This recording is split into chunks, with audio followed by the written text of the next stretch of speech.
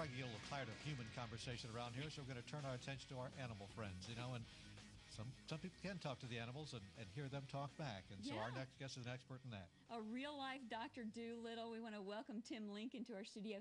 He's the president and CEO of Wagging Tails, and he's written this book called Wagging Tails. And it is the story of some of the animals that he's had encounters with.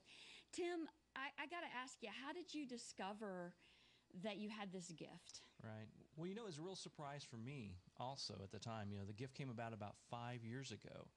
And my wife and I, we've always loved animals, worked with animals. We get involved in animal rescue organizations. But at that time, I was a corporate telecom executive. So you could see the two may not go hand in hand. It's a little bit hard sales pitch to go in there and sell $30 million worth of product and, by the way, find out why Fluffy's no longer using the litter box.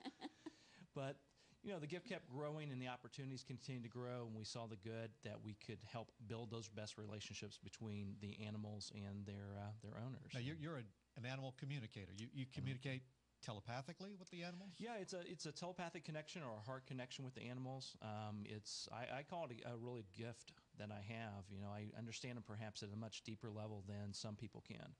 And what I'm here to do is sort of give them a voice and also build that relationship. So you better understand your animals so you can take care of them the best way that you can. In return, they give you information back that we can share with them to get them to do a little bit better as well. This could really help a lot of people if they have a problem maybe with a pet urinating or doing something else in a part of the house where he or she is not supposed to. Or a miracle story you tell about is where a cat's lost for several weeks. That's right. Yeah. That's right. We talk about Madison the cat who lives in the Bronx, New York, and never been outside, jumped out of her fourth-story floor of her apartment complex, landed on the ground.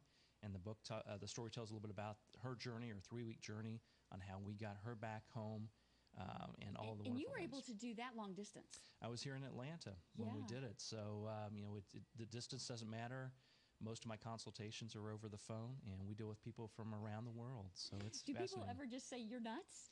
Well, I think it's one of those things where people love their animals, and they really want to know what's going on with them. They want them to have the best life possible. And in return, they do at times have some problems, some issues going on, and we want to help solve those, and that's what it's all about. Well, yeah. How do you address critics who will say, "This is quackery," or "You're a kook," or "You're just a con artist"? Right. I mean, you're saying. I mean, I've covered news for 35 years, and you're quoting animals. In the book, I've got quotation, but this is what the animal told you, or what you divined from the animal. Right. A lot of people look at that and say, "Oh, come on."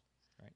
Well, I think the best way to explain it is when you're talking about words like your intuitive feeling that you're getting and the information you're getting, it's really no different than a mother with her child. If the child is a very young child and they're trying to communicate with their mother, well, they don't know their vocabulary at that time. Yeah. And the mother knows exactly what to do for that child. And you ask the mother, how do you know that? How do you know Timmy needed fed? How do you know that something's going on? And she's like, well, I don't. I just know it's mother's intuition. Yeah. It's the same type of thing. It's a deep connection with them. I understand what they're all about. And the best thing I could tell you is that we help people and their animals. Yeah, we got other animal experts on, so you can certainly read the animal's gestures, what ears slid back means, ears forward mean, and slumping tail, that type of thing. So you can read a lot of an animal's body language, but you say it goes deeper than that. You're actually getting into their thoughts and feelings. Yeah, we're getting into their thoughts and feelings, and when it's just that deep connection that we have, and the best way, like I said, to explain is the connection between a mother and child. It's also like your spouse. If you're traveling and your spouse is at home and you just got that gut feeling that something's not quite right, and you pick up the phone and come to find out there's something that's happened at the house. You can't explain exactly what it is, but you know it, you see it, you feel it, and you act upon it, and that's what we do here. Did this skill of yours start with your own animals? I mean, did you suddenly realize, wait a second, there's something wrong with my animal, or I'm concerned because the animal's doing this or that, or not doing this or that? It sort of presented itself we went to a workshop, basically, to learn a little bit more about what animal communications was about. And people that attended the workshop would bring in pictures and bring in their animals. They would ask questions of us. Based on, they would be the only ones that knew the answers. And the information I was receiving was spot on. Wow. Each and every time. And, it was a great gift. It really touched my heart because then I knew I could really help the animals at a deeper level.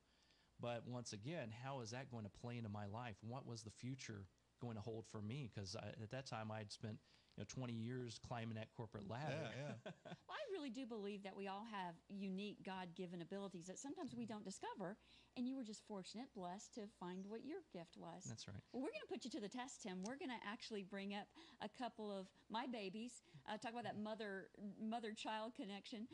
We've got Buffy, a little border terrier, and we've also got our new puppy, Sandy, and my sweet husband, Mark, is bringing them up here. And Buffy's been here all morning because she's potty trained. Isn't she beautiful? Yeah, but Buffy, that paper is a script. I'm going to take her leash off. So, Buffy, one of the things we're concerned about is that the new puppy is grown to about 2 or 3 times the size of Buffy in just a few short months, and that she may be playing a little rough with Buffy. Well, the interesting thing about Buffy, because I met her behind the stage and we spent a little bit of time together, she has grown into that role of a teacher very quickly. She understands the young energy that the new puppy's bringing in, and she is taking sort of a softer approach to that puppy. So when she saw the new one come into the room, she immediately rolled over, did a playful routine, and it wasn't a subservient type of thing. It wasn't, giving up her alpha role within the household, but it was more of a connection, saying, I know you're young, I know that you're still learning the ropes, I'm going to try to teach you a little bit about it, I'm going to try to put up with a little bit of your antics. Oh, that's great news. See, we had just the reverse. We had an aging schnauzer that we knew wasn't going to be around forever, so we got a new young puppy as a kind of a transition, knowing that when Snuffy died, we'd have Lily. Right. But Lily, it seems like, hastened Snuffy's departure. I mean, she would, because she was young and energetic and a puppy she wanted to play, and she would literally grab Snuffy's collar and yank her around the yard with it. Poor dog, just give out. So, but how could I have sensed that this bringing a young puppy into the house was a mistake long term in terms that it may have shortened the other dog's life because, she just ran it to death? Well, the animals work within a system where they fully understand what each one of their roles are. Okay. So bringing the young one in, it probably did not hasten the, it just seemed like departure. Exactly. But, that was part of the learning process. It was part of that energy process, and I'm sure there were some teachings left behind by the older one for the younger one. And so they do that. They have that heart connection. They understand how important that new animal is in your household, and they'll do everything possible to try to fulfill that role and to teach that new animal the ways of the land.